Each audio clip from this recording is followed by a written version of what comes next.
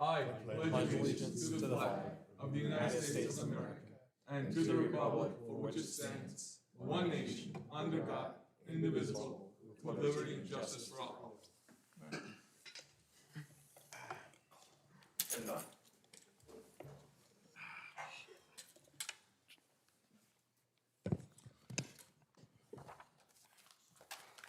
With that,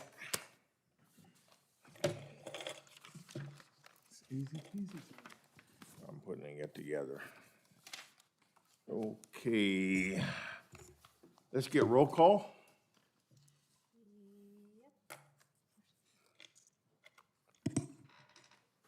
Commissioner Wolf, Commissioner Rekstad, Commissioner Hicks, Here.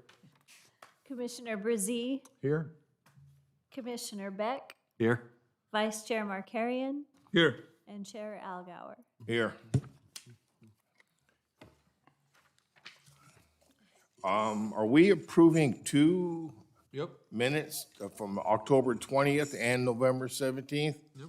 And do we have enough people for that? So the consent item includes both the October 20th and November 17th minutes, as well as the land use compliance review for a sign. Looking at the minutes for October 20th, there is not a quorum of members to vote on that particular one. So if the commission is fine with the rest of the consent item, they can move to approve items 2 and 3 and then continue the October 20th minutes to a future plan commission date for approval. Okay, get a motion for that? Say that one more time. So we have enough quorum for the November 17 one, but not the October 20th. That is correct. And then the Correct. final consent item is the land use compliance review for a sign.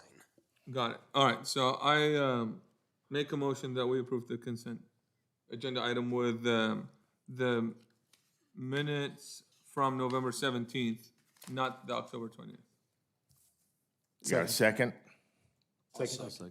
Okay, we got a second. All in favor? Aye. Any opposed? Seeing none, that takes care of that. We'll still have one open minutes. Do we have no public comment? No public comment on items not on the agenda. All right, thank you, sir. I guess then we'll just move into the first item on the agenda, and that would be case 21-198, architectural review. That is correct. And Maddie will do the presentation. All Thank you, right. Honorable Chairman Algauer. This is item number 4, case number 198 ARC, and is an architectural review for 22 single-family residences associated with tract map 17349. It's located west of Bryant Street and south of Sunnyside Drive. The applicant is Pacific Horizon Homes. So some background on this tract map is that it was originally approved back in 2006 to create 24 lots on a total of 5.69 acres with a 7,200 square foot minimum lot. A negative declaration was also adopted, indicating that there wouldn't be substantial environmental impacts through the development of this site. Time extensions for the tract were requested and approved over the course of the last few years, and the applicant is currently working with the city through their final engineering plans needed to start construction. The site plan provided only proposes 22 single-family lots at this time, but is generally consistent with the original approval and was therefore deemed to be in substantial conformance. The site location is before you on the screen. As I said, is located west of Bryant Street and south of Sunnyside Drive. It's surrounded by a mix of single-family and multifamily properties with a mobile home park adjacent to the southern property line. It will be accessed from Hollow Creek Drive through an existing tract development, which is west of the site. Here's the site layout, and it'll be comprised of detached one-story single-family residences. There are 3 different floor plans with 3 different elevation types and styles. Footprints are consistent with the approved entitlement and in substantial conformance. And so in total, there'll be 9 total unique elevations throughout the 22 lot development. Landscaping is to be reviewed and approved as a condition of approval by the city's contract landscape architect. As I mentioned, there are 3 different elevation styles. So I have an example of the farmhouse elevation style on the screen right now and some of the color schemes that will be used. It's primarily a white exterior that features a mix of vertical and horizontal lap siding, has a black roof and dark veneer accents along the base. Here's an example of the Craftsman color scheme, including horizontal lap siding, shutter accents around primary windows, and light tone stone veneer accents around the base of the structure. And then finally, a prairie elevation style, an example of the color scheme is before you, including neutral brown tones, veneer accents along the base, and wood band accents along the roof line of the front elevations to elongate the structure horizontally. So this is Plan 1 and is the smallest of the floor plans, is 2,238 square feet. And then the elevations are before you on the screen. There are 3 different styles. The farmhouse elevation in the upper left includes a dormer pop-out feature at the roof, as well as a porch area. And then that dormer is carried throughout on the Craftsman elevation on the bottom left and the prairie elevation on the right.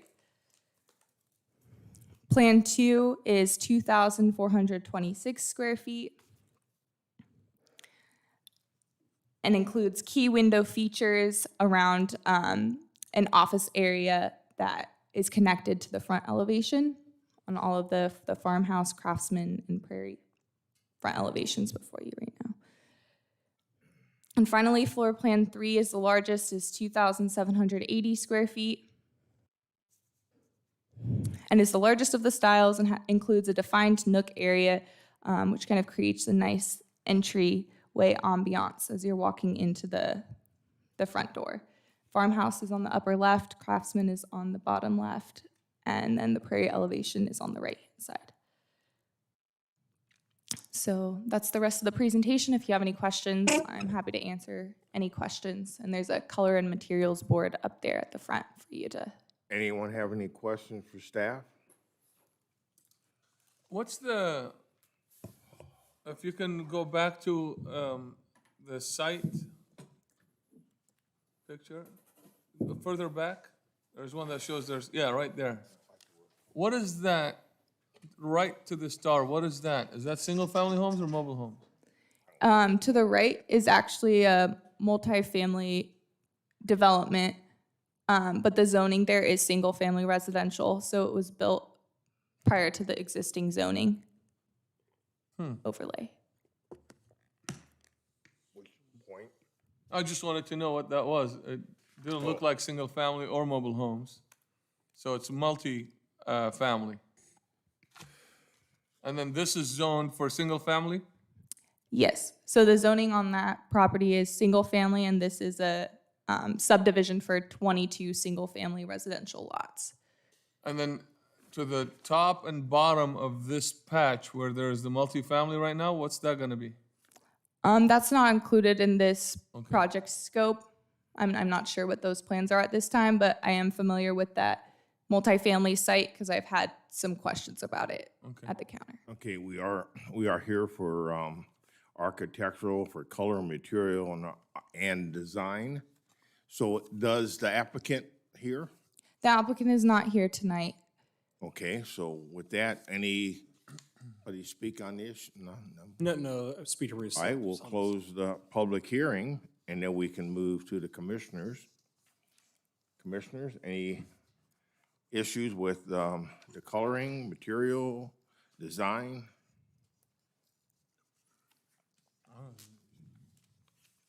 Do I hear a motion? We'll move staff's recommendation. Thank you. I'll second.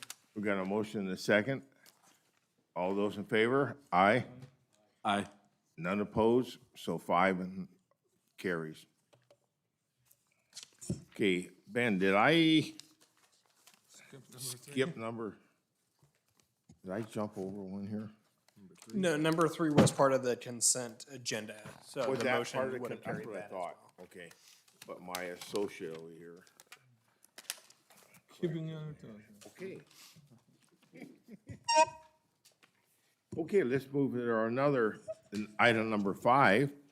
case number 21-152, a density bonus agreement, conditional use permit, and architectural review for the second phase of the Horizon Senior Housing Project.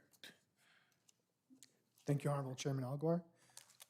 So today, Urban Housing Community brings you item number 5. It's case number 21-152, a planning use permit, density bonus agreement, and an architectural review for the second phase of the Horizon Senior Housing Project, consisting of 27 units located at 12279 3rd Street.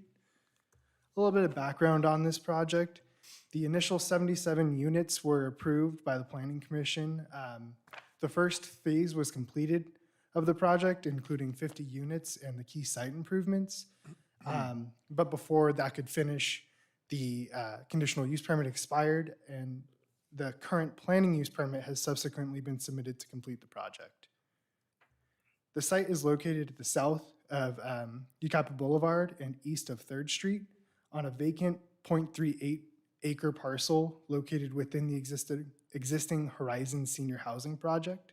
It is zoned multiple residential, RM72C, which is the 7,200 square foot minimum lot size, and it is surrounded by single and multifamily development. There are 27 proposed units, one and two. It's a one additional two-story building to complete the initial phase. It's going to essentially look like one large building. The density is going to be 15.65 dwelling units per acre with the density bonus, and it's going to be age restricted for 55 years or older. The site consists of 1 and 2 bedroom units with private open space, and parking for the site includes 91 parking spaces. 42% of the site is going to be landscaped, and existing amenities include a private shade canopy, barbecue area, pool, and a community building. I don't know if you can see that site plan. So the floor plan will include 4 two-bedroom units with 23 one-bedroom units, an additional recreation room, and laundry facilities. The floor plans include 2 one-bedroom units of either 665 square feet or 698 square feet. The smaller size is requested as a density bonus incentive.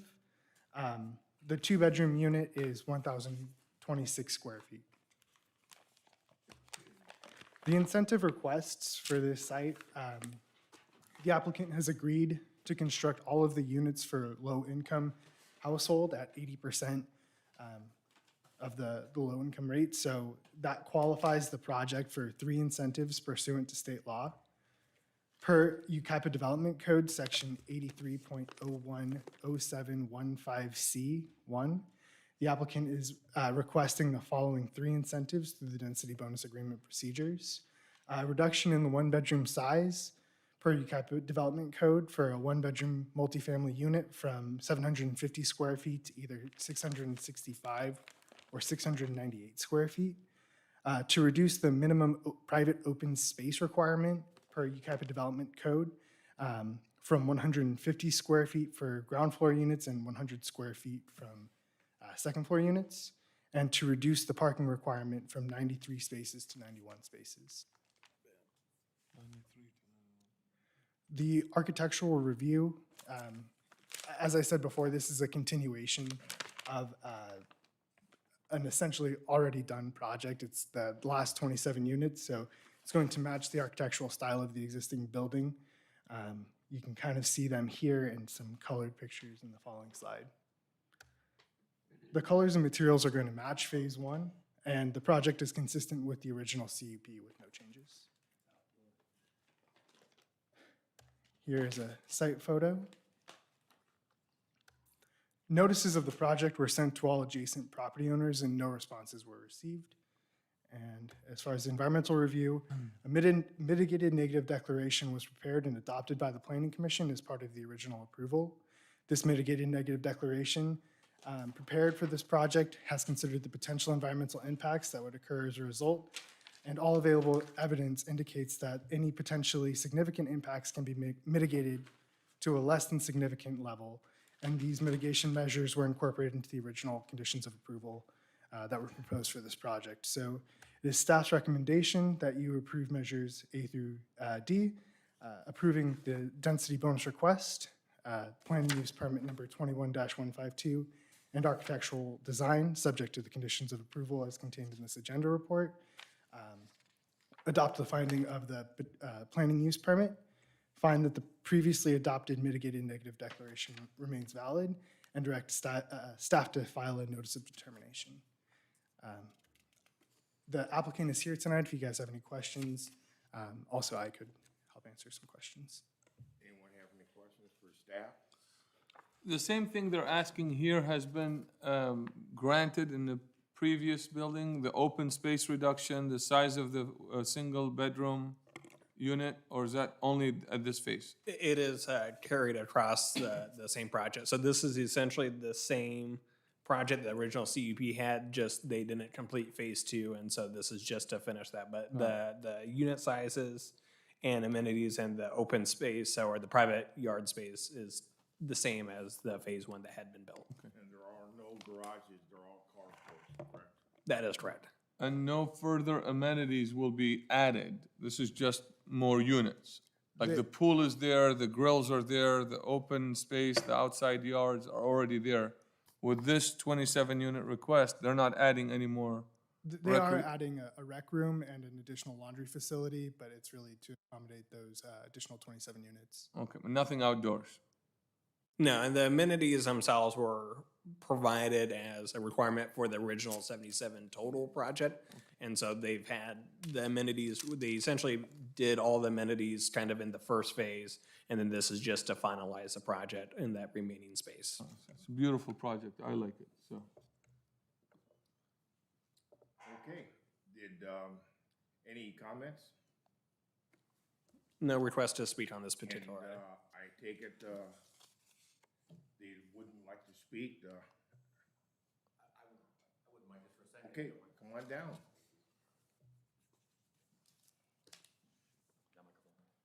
Just state your name and address. for our Yes. record, please. My name is Anthony Perez. I'm Executive Director of Housing Partners One.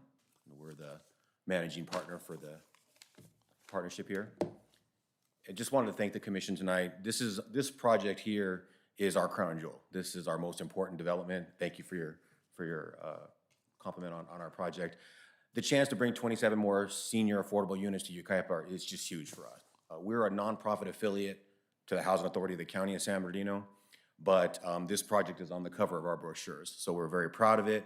We're very happy to be able to bring our same architect on board and just continue the design, same engineer. But again, we want to thank the city of Yucaipa just for giving us this chance to present this. And the project has been very successful for us, and we're very excited to bring 27 more units on. Beautiful, thank you. That's really nice. Thank you, sir. Thank you very much. Okay, with that, we'll close public hearing, and we can move to the commissioners. Do we ever get a report, like, now that traffic is exiting onto Third Street, has there ever been any added or complaints or anything about the additional traffic on Third Street or anything? So I log all of our neighborhood traffic calming complaints, and I have not received anything related to this project. Okay, just curious, because we're adding 27 more. I just want to make sure we haven't already have a funnel, so. How many already exist?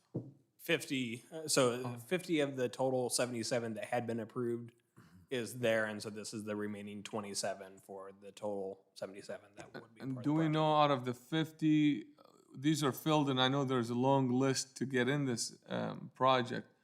Do we know out of the 50, how many drive, how many don't drive, how many have cars? Or we don't have that kind of data?